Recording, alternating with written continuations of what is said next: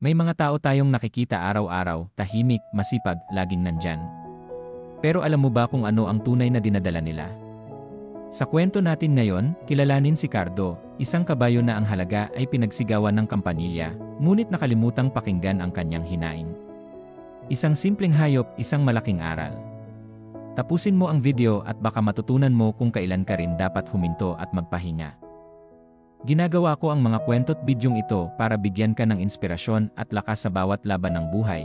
Huwag kalimutang i-like, mag-comment, at mag-subscribe. Maraming salamat sa suporta mo. Noong unang panahon, sa isang tahimik na baryong tinatawag na San Isidro, na napapaligiran ng mga palayan at burol, ay may isang kabayo na ang pangalan ay Cardo. Si Cardo ay hindi pangkaraniwang kabayo. Sa mga mata ng mga taga-baryo, isa siyang haligi ng sipag at tiyaga. Araw-araw, kahit hindi pa sumisilip ang araw sa silangan, nagigising na si Cardo. Hindi niya kailangang sabihan o kalabitin. Kusang bumabangon at nagsisimulang magtrabaho, tahimik at walang reklamo. Binubuhat niya ang mabibigat na sako ng palay, gulay, at kung ano-ano pa mula sa bukid hanggang sa palengke. Nilalakbay niya ang maalikabok at matarik na mga daan sa ilalim ng tirik na araw. Halos buong baryo ang umaasa sa lakas ng kanyang katawan, ngunit higit sa lahat, si Mang Lando, ang kanyang may-ari, ang pinaka-umaasa sa kanya. Mabait si Mang Lando, ngunit tulad ng karamihan sa matatandang magsasaka, sanay siyang sukatin ang halaga ng isang nilalang sa dami ng nagagawa nito. Kaya naman tiwala siya kay Cardo. Sa dami ng hayop sa San Isidro, si Cardo ang kanyang pinaka-pinagkakatiwalaan. Alam niyang hindi ito tumitigil, hindi bumabagal, at palaging maasahan. At si Cardo naman, bagamat hayop, ay may pusong marunong makaramdam. Ipinagmamalaki niya ang kanyang tungkulin. Para sa kanya, ang bawat sako na kanyang nabibitbit ay tanda ng kanyang halaga. Isang hapon, matapos ang mahabang araw ng paglalakbay at pagbubuhat, lumapit si Mang Lando kay Cardo. Hawak niya ang isang bagay na kumikislap sa dapit hapon, isang maliit na gintong kampanilya.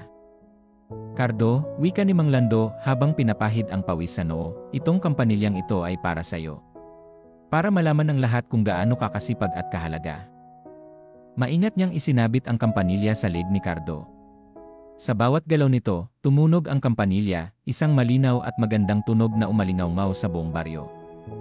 Nagningning ang mga mata ni Cardo. Hindi niya kailanman naramdaman ang ganitong halaga. Ang kampanilya ay hindi lamang palamuti. Para sa kanya, ito'y isang parangal, isang sagisag ng kanyang kahalagahan. Simula noon, mas lalo pang pinagsikapan ni Cardo ang bawat araw. Ginagawa niyang siguradong tumutunog ang kampanilya sa bawat hakbang. Mula umaga hanggang gabi, walang patid ang kanyang pagtatrabaho. Dumaan ang mga linggo. Nasanay ang mga taga-baryo sa tunog ng kampanilya. Kapag naririnig nila ito, alam nilang dumaraan si Cardo, ang kabayo na masipag. Si Mang Lando naman, tuwing naririnig ang malakas na tsing ng kampanilya, ay napapangiti. Para sa kanya, ito ay senyales na maayos ang lahat, na gumagana ang makina ng kanyang kabuhayan.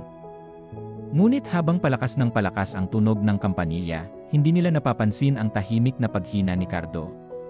Unti-unting lumalaylay ang kanyang mga tuhod. Sumasakit ang kanyang likod. Humihina ang kanyang paghinga. Ngunit patuloy pa rin siya. Tumutunog pa rin ang kampanilya.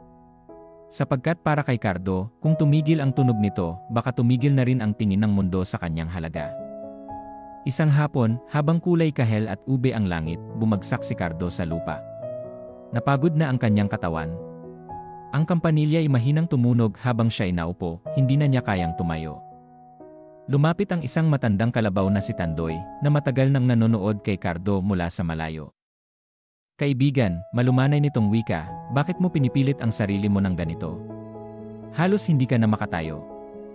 Huminga ng malalim si Cardo at mahinang sumagot ang kampanilya. Ito ang nagsasabi sa mundo kung sino ako. Kapag tumigil ang tunog, baka makalimutan na nila ako. Tumingin si Tandoy sa kanya ng may malasakit. Kaibigan, anya, minsan ang pinakamalalakas na tunog ay nagtatago ng pinakamalalalim na pagod. Huwag mong hayaan ang ingay ng mundo ang magdikta kung kailan ka hihinto. Makinig ka rin sa sarili mo. Lumipas ang mga araw. Humina ng humina si Cardo. Isang umaga, habang tahimik ang paligid at malamig ang hangin, tuluyan nang bumagsak si Cardo sa lupa. Hindi na siya muling bumangon. Ang kampanilya ay mahina pa ring tumutunog sa ihip ng hangin. Nagmamadaling dumating si Mang Lando. Nang makita niya si Cardo, napahinto siya. Tumimo sa kanyang puso ang bigat ng kanyang pagkukulang. Ngunit sa halip na umupo sa tabi ng kanyang kasama, isang malamig na kaisipan ang pumasok sa kanyang isipan. Hindi na rin tumutunog ang kampanilya gaya ng dati. Baka wala na ring silbi si Cardo. At sa isang iglap, tinanggal niya ang kampanilya sa leeg ng kabayo at inilapag ito sa tabi. Parang sa pagtanggal ng kampanilya, nawala na rin ang halaga ng matagal niyang kasama. Tahimik ang buong baryo. Nakatingin ang mga hayop sa paligid. Si Tandoy, ang matandang kalabaw, ay yumuko sa lungkot. Sa buhay, sa trabaho man o sa tahanan, ang mga taong pinakamasisipag, ang madalas din ay may pinakamatinding pasan. Madalas, ang naririnig lang ng mundo ay ang kampanilya ng kanilang tagumpay, ngunit hindi naririnig ang pagod, sakit, at hina sa likod nito. Paalala, hindi nasusukat ang halaga mo sa lakas ng ingay na ginagawa mo o sa dami ng iyong nagagawa. Ang tunay mong halaga ay nasa iyong kalusugan, katahimikan, at pagkatao.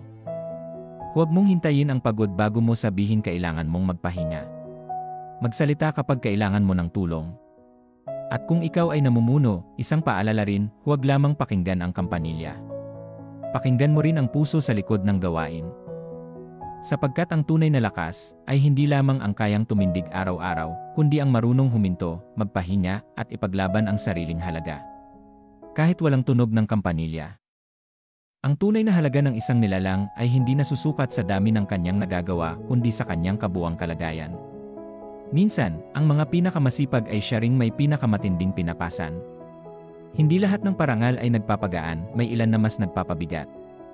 Dapat nating matutunang pakinggan ang ating sarili at igalang ang hangganan ng ating lakas.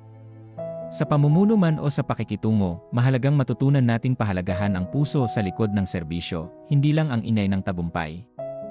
Kung nagustuhan mo ang kwentong ito, huwag kalimutang i-like, mag-comment, at mag-subscribe. Ginagawa ko ang mga kwento't bidyong ito para bigyan ka ng inspirasyon at lakas sa bawat laban ng buhay. Maraming salamat sa suporta mo.